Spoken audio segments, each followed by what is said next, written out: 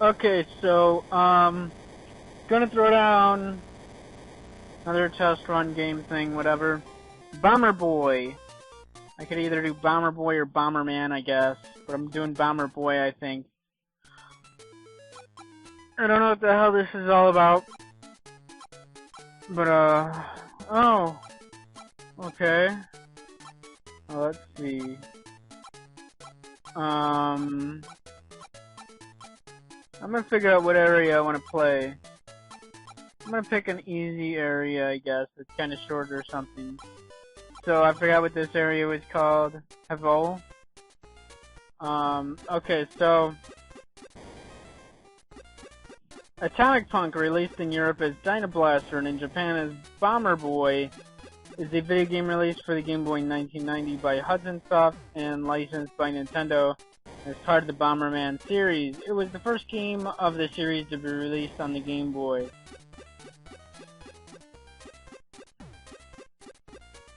There are 4 modes of gameplay in Atomic Punk, including 2 single-player modes and 2 multiplayer games modes. Item also released the first Bomberman arcade game and its sequel under the Atomic Punk name. Oh, Irene, not Item. Released on May 5th, 91. Game A. Gameplay in the first mode, Game A, known as Bomber Boy in the Japanese version, is similar to other games in the series, with a few differences. Power-ups, known as panels, which are usually gained in each level and carried over from one to the next, can also be bought from a store by using GP, which is collected depending on how much time it takes to complete a level and how many blocks are destroyed. At the beginning of each round, the player decides which panels to use to complete the round. Another difference is that the linear gameplay of the original, with the player advancing levels after completing each one, was changed to implement a world map with 9 locations. My Town is the map location where the panel store is located. The following panels are available from the beginning of the game. Elixir costs 100 GP, which revives Bomberman should he die in a stage.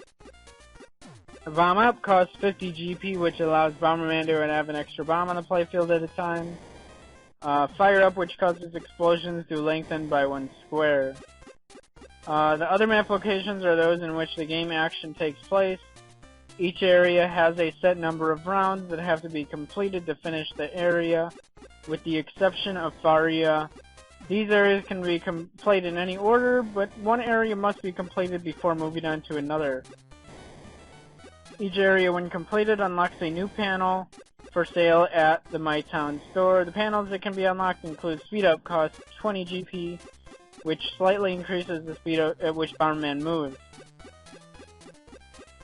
Remocon costs 30 GP, which enables bombs to be detonated by remote control. Wall Pass, which enables Bomberman to pass through bombable walls. Bomb Pass, which enables Bomberman to pass through the bombs he has laid.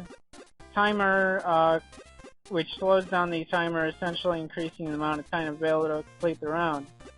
Fire Pass, which makes Bomberman immune to blasts from his bombs. The circle-shaped panels, Bomb Up, Fire Up, Speed Up, are permanent and last until you lose a kid, die.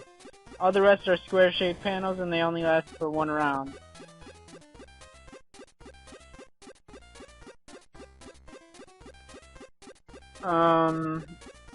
Have 5 rounds, a standard Bomberman area, no special features, and panel unlocks to Speed Up.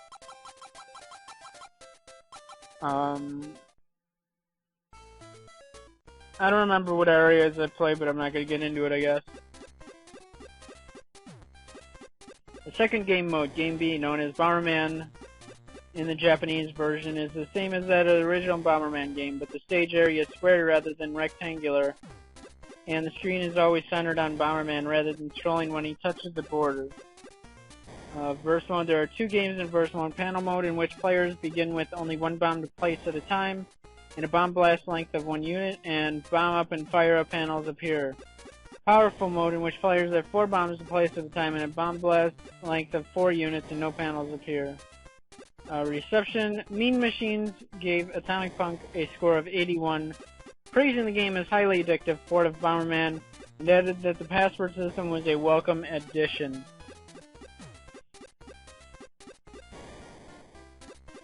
Well, that's cool. That's good stuff. Good to know. So, I figured I'm gonna clean up this stuff. I was thinking I was gonna go upload all this stuff tonight. However, it's gonna get uploaded the next day from when I record this. Out of nowhere, I got a call to go to an interview for a job where I have to install or configure and, set up 300 laptops, mixed batch of Windows and Macintosh.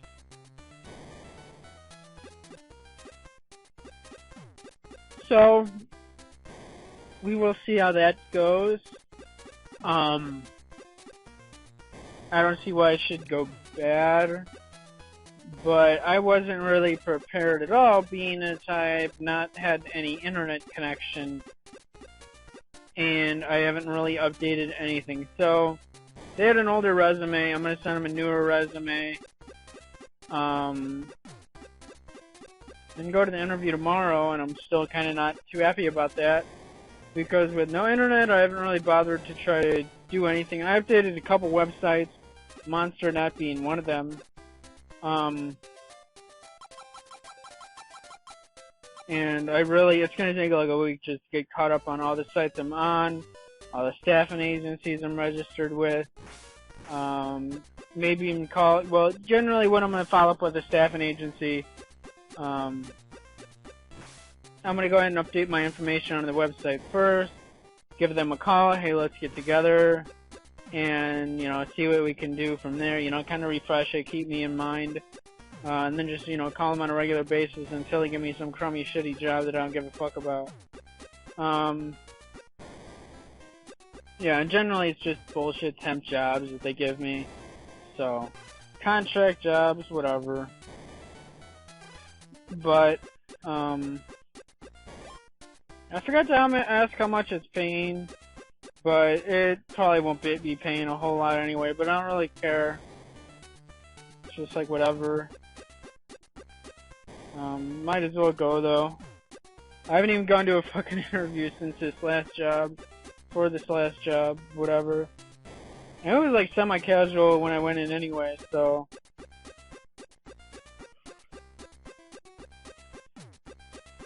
But I don't see why there should be any issues.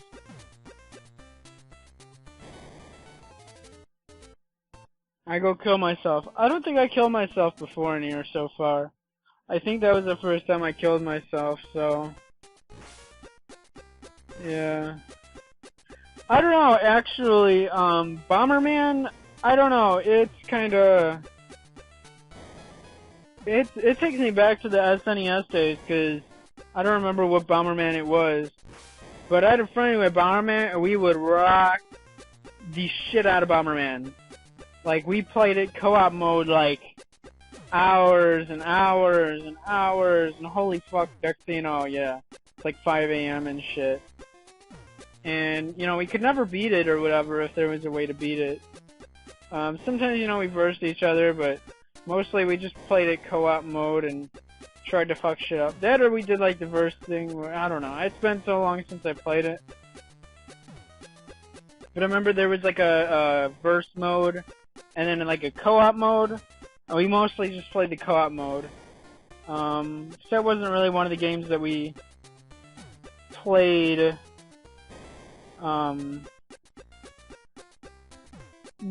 for versing each other. There was other games we played if we wanted to verse each other and stuff, but it's been so long. Probably like some Mortal Kombat or something, or some Street Fighter. I know we played a bit of that. Definitely some NBA Jam Tournament Edition. We played the shit out of that. So it's been like so long since I really even went back to those days. I remember I had some friends, we played the shit out of Brawl Brothers. Like, we ran into the shit out of that. Funny story about that. They would always go over there and rent movies. Like, the one guy, he was a big fan of anime at the time, so he just rent random animes. And this was also a store who carried an adult selection. So he wasn't sure what he was picking. He was like, oh, hey, this looks interesting. It's, you know, in the anime section. Even though it had the sticker for 18 years old only and shit on it, he rented it. And we put it in. We're like, oh, cool. It's new anime. We're going to see what's up with this 18 plus. It better be good. It turned out to be a fucking hentai.